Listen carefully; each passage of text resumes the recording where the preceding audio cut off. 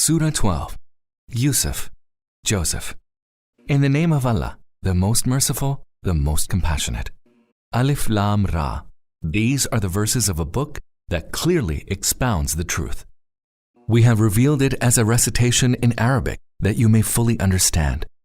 O Muhammad, by revealing the Quran to you, we narrate to you in the best manner the stories of the past, although before this narration you were utterly unaware of them. Call to mind when Joseph said to his father, "My father, I saw in a dream 11 stars and the sun and the moon. I saw them prostrating themselves before me." His father said, "My son, do not relate your dream to your brothers, lest they hatch a plot to harm you. Indeed, Satan is man's open enemy. As you have seen in the dream, so will your Lord choose you for his task and will impart to you the comprehension of the deeper meaning of things, and will bestow the full measure of his favor upon you and upon the house of Jacob, even as he earlier bestowed it in full measure upon your forefathers, Abraham and Isaac. Surely your Lord is all-knowing, all-wise." And call to mind when the brothers of Joseph conferred together and said, "Surely Joseph and his brother are dearer to our father than we are. Although we are a group of so many, our father is clearly mistaken. So either kill Joseph or cast him into some distant land, so that your father's attention may become exclusively yours, and after so doing, become righteous." Thereupon one of them said, "Do not kill Joseph, but if you are bent upon doing something, cast him down to the bottom of some dark pit. Perhaps some caravan passing by will take him out of it." After so deciding, they said to their father, "Why is it that you do not trust us regarding Joseph, although we are his true well-wishers? Send him out with us tomorrow, that he may enjoy himself and play while we will be there standing guard over him." Their father answered, "It grieves me indeed that you should take him with you, for I fear that some wolf might eat him up while you are negligent of him." They said, "Should a wolf eat him, despite the presence of our strong group, we would indeed be a worthless lot." So when they went away with Joseph and decided to cast him in the bottom of the dark pit, we revealed to Joseph, "Surely a time will come when you will remind them of their deed. They know nothing about the consequence of what they are doing." At nightfall, they came to their father weeping and said, "Father, we went racing with one another and left Joseph behind with our things, and then a wolf came and ate him up. We know that you will not believe us, howsoever truthful we might be." And they brought Joseph's shirt stained with false blood. Seeing this, their father exclaimed, "Nay, this is not true. Rather, your evil souls have made it easy for you to commit a heinous act. So I will bear this patiently and in good grace. It is Allah's help alone that I seek against your fabrication." And a caravan came, and they sent their water drawer to draw water. As he let down his bucket in the well, he observed Joseph and cried out, "This is good news! There is a boy!" They concealed him, considering him as part of their merchandise, while Allah was well aware of what they did. Later, they sold him for a paltry sum, just a few dirhams. They did not care to obtain a higher price. The man from Egypt who bought him said to his wife, "Take good care of him. Possibly he might be of benefit to us, or we might adopt him as a son." Thus we found a way for Joseph to become established in that land, and in order that we might teach him to comprehend the deeper meaning of things. Allah has full power to implement his design, although most people do not know that. And when Joseph reached the age of maturity, we granted him judgment and knowledge. Thus do we reward those who do good. And it so happened that the lady in whose house Joseph was living sought to tempt him to herself, and one day bolting the doors she said, "Come on now." Joseph answered, "May Allah grant me refuge. My Lord has provided an honorable abode for me, so how can I do something so evil? Such wrongdoers never prosper." And she advanced towards him, and had Joseph not perceived a sign from his Lord, he too would have advanced towards her. Thus was Joseph shown a sign from his Lord, that we might avert from him all evil and indecency, for indeed he was one of our chosen servants. Then both of them rushed to the door, each seeking to get ahead of the other, and she tore Joseph's shirt from behind. Then both of them found the husband of the lady at the door. Seeing him, she said, "What should be the punishment of him who has foul designs on your wife, except that he should be imprisoned or subjected to painful chastisement?" Joseph said, "It is she who was trying to tempt me to herself." And a witness belonging to her own household testified, on grounds of circumstantial evidence, If his shirt is torn from the front, then she is telling the truth and he is a liar. But if his shirt is torn from behind, then she has lied and he is truthful." So when the husband saw Joseph's shirt torn from behind, he exclaimed, "Surely this is one of the tricks of you women. Your tricks are indeed great." Joseph, disregard this, and you, woman, ask forgiveness for your sin, for indeed it is you who has been at fault. And some ladies in the city began to say, "The chief's wife, violently in love with her houseboy, is out to tempt him. We think she is clearly mistaken." Hearing of their sly talk, the chief's wife sent for those ladies and arranged for them a banquet and got ready couches and gave each guest a knife. Then while they were cutting and eating the fruit, she signaled Joseph, "Come out to them." When the ladies saw him, they were so struck with admiration that they cut their hands, exclaiming, "Allah preserve us! This is no mortal human. This is nothing but a noble angel." She said, "So now you see, this is the one regarding whom you reproached me. Indeed, I tried to tempt him to myself, but he held back, although if he were not to follow my order, he would certainly be imprisoned and humiliated." Joseph said, "My lord, I prefer imprisonment to what they ask me to do. And if you do not avert from me the guile of these women, I will succumb to their attraction and lapse into ignorance." Thereupon his lord granted his prayer and averted their guile from him. Surely he alone is all-hearing, all-knowing.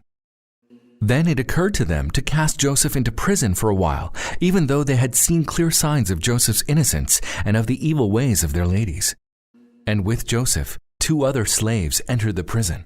One of them said, "I saw myself pressing wine in a dream." And the other said, "I saw myself carrying bread on my head, of which the birds were eating." Both said, "Tell us, what is its interpretation? For we consider you to be one of those who do good." Joseph said, "I will inform you about the interpretation of the dreams before the arrival of the food that is sent to you. This knowledge is part of what I have been taught by my Lord. I have renounced the way of those who do not believe in Allah and who deny the hereafter. And I have adopted the way of my forefathers, Abraham and Isaac and Jacob. It is not for us to associate any with Allah in His divinity. It is out of Allah's grace upon us and upon mankind that He did not require of us to serve any other than Allah, and yet most people do not give thanks. Fellow prisoners, is it better that there be diverse lords or just Allah, the One, the Irresistible? Those whom you serve besides Him are merely idle names that you and your fathers have fabricated, without Allah sending down any sanction for them. All authority to govern rests only with Allah. He has commanded that you serve none but Him. This is the right way of life, though most people are altogether unaware. Fellow prisoners, this is the interpretation of your dreams. One of you will serve wine to his lord, the king of Egypt. As for the other, he will be crucified, and birds will eat of his head. The question concerning what you asked has thus been decided." And Joseph sent to the one of the 2 prisoners who he knew would be set free, "Mention me in your Lord's presence." But Satan caused him to forget mentioning this to his lord, the ruler of Egypt. And so Joseph languished in prison for several years.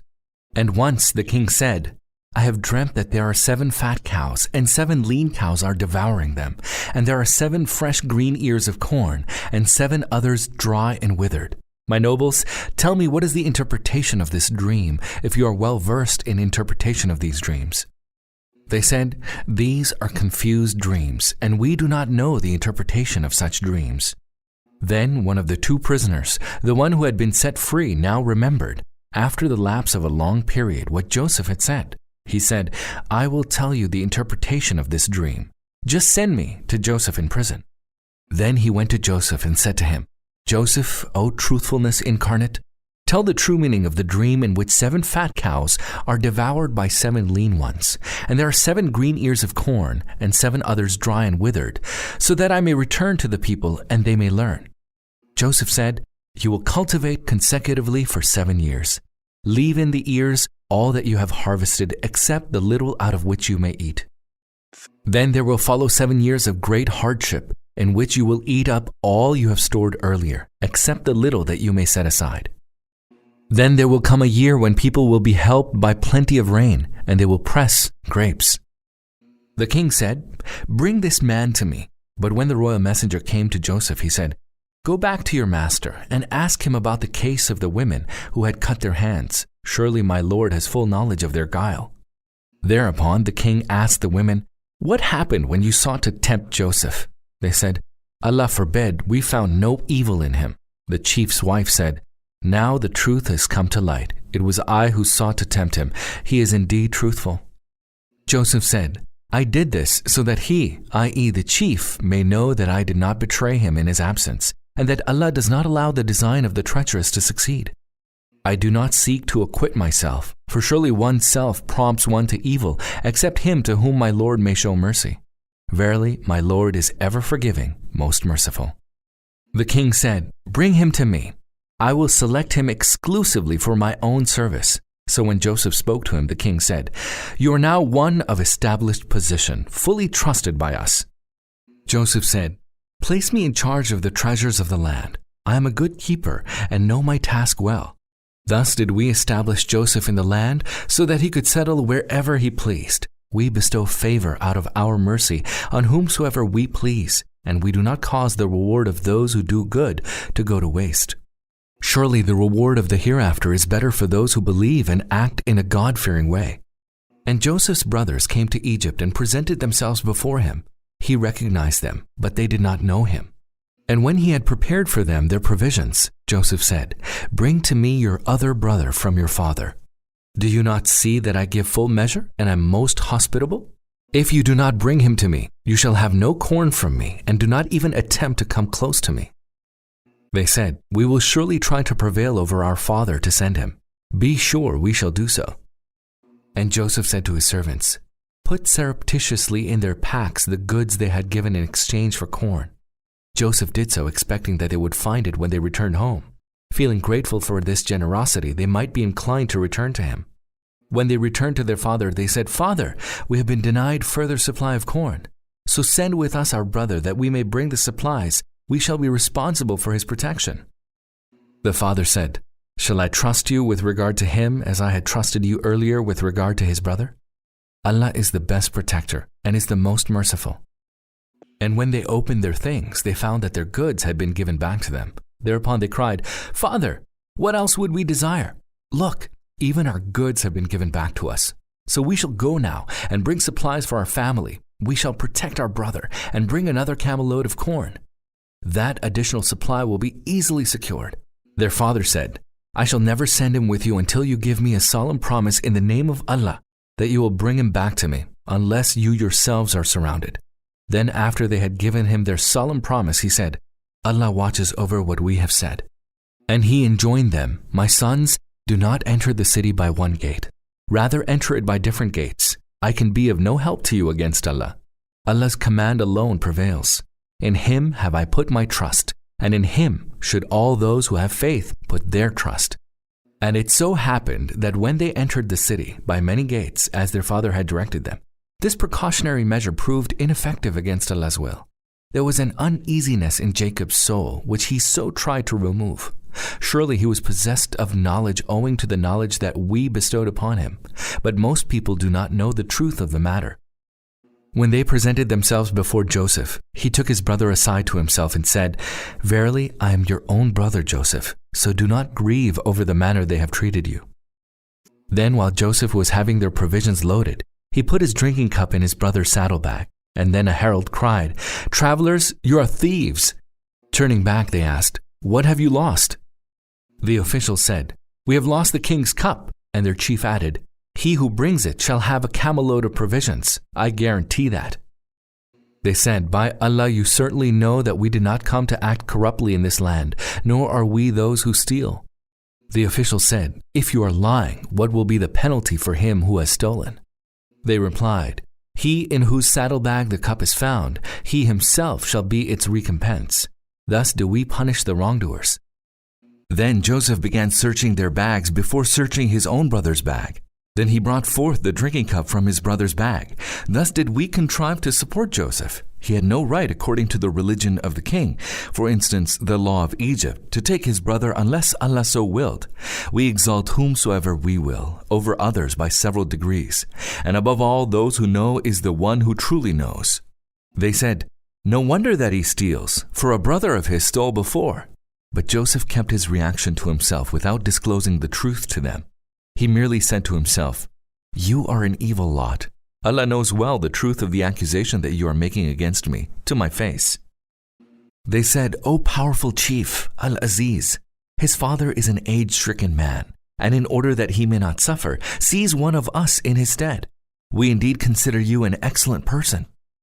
Joseph said, "Allah forbid that we should seize any except him with whom we found our good. Were we to do so, we would surely be one of the wrongdoers." Then when they had despaired of Joseph, they went to a corner and counseled together. The eldest of them said, "Do you not know that your father has taken a solemn promise from you in the name of Allah, and you failed in your duty towards Joseph? So I will not depart from this land until my father permits me, or Allah pronounces his judgment in my favor. He is the best of those who judge. So go back to your father and tell him, 'Father, your son has certainly been guilty of stealing. We did not see him stealing but testify according to what we know, and obviously we had no power to keep watch over what is altogether hidden from us. You may inquire of the dwellers of the city where we were, and of the people of the caravan with whom we traveled. We are altogether truthful in what we say.'" The father heard the narration and said, "All that is untrue, but your souls have made it easy for you to engage in a heinous act. So I will be graciously patient even at this. Allah may well bring them all back to me. He is all-knowing, all-wise." Then he turned his back to them and said, "Oh, my grief for Joseph." His eyes whitened with grief, and he was choked up with sorrow, trying to suppress his grief. The son said, "By Allah, you will continue to remember Joseph until you will either consume yourself with grief or will die." He said, "I will address my sorrow and grief only to Allah, and I know from Allah what you do not know. My sons, go and try to find out about Joseph and his brother, and do not despair of Allah's mercy. Verily, only the unbelievers despair of Allah's mercy." On going to Egypt, they presented themselves to Joseph and said to him, "O chief, we and our family are struck with distress and have brought only a paltry sum. So give us corn in full measure, and give it to us in charity. Allah rewards those who are charitable." When Joseph heard this, he could not hold himself and said, "Do you remember what you did to Joseph and his brother when you were ignorant?" They exclaimed, "Are you indeed Joseph?" He said, "Yes, I am Joseph, and this is my brother. Allah has surely been gracious to us. Indeed, whoever fears Allah and remains patient, Allah does not allow the reward of such people to go to waste." They said, "We swear by Allah, indeed Allah has chosen you in preference to us, and we were truly guilty." He replied, "No blame lies with you today. May Allah forgive you. He is the most merciful of all those that are merciful. Take this shirt of mine and throw it over my father's face. He will regain his sight, and bring to me all your family." And as the caravan set out from Egypt, their father said in Canaan, "Indeed, I smell the fragrance of Joseph. I say so although you may think that I am doting." They said, "Surely you are still in your same old craze." And when the bearer of good news came, he threw Joseph's shirt over Jacob's face, whereupon he regained his sight and said, "Did I not tell you that I know from Allah what you do not know?" They said, "Father, pray for the forgiveness of our sins. We were truly guilty."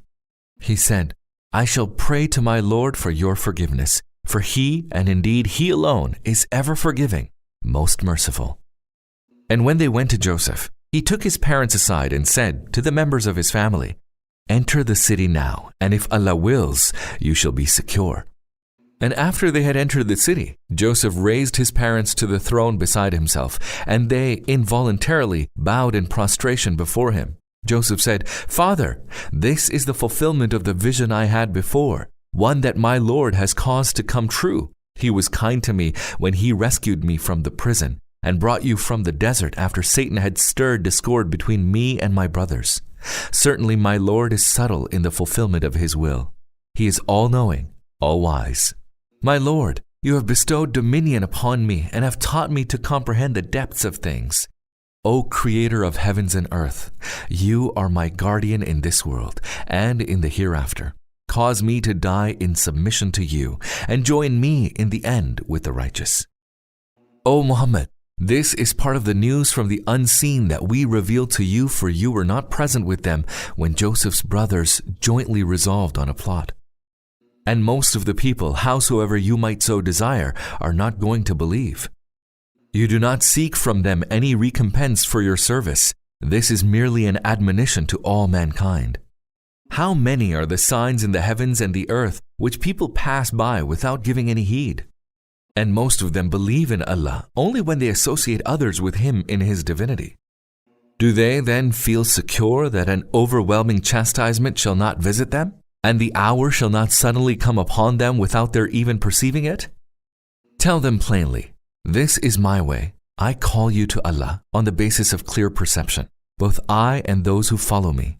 Allah, glory be to Him, is free of every imperfection. I have nothing to do with those who associate others with Allah in His divinity.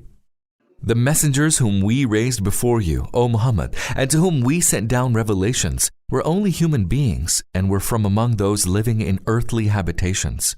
Have these people not traveled in the earth that they may observe the end of their predecessors? Certainly, the abode of the hereafter is much better for those who accepted the call of the messengers and acted in a God-fearing manner. Will you still not act with good sense? It also happened with the earlier messengers that for long they preached and people paid no heed, until the messengers despaired of their people, and the people also fancied that they'd been told lies by the messengers. Then suddenly our help came to the messengers, and when such an occasion comes, we rescue whom we will. As for the guilty, our chastisement cannot be averted from them. Certainly, in the stories of the bygone people, there is a lesson for people of understanding. What is being narrated in the Quran is no fabrication. It is rather confirmation of the books that preceded it, and a detailed exposition of everything, and a guidance and mercy for people of faith.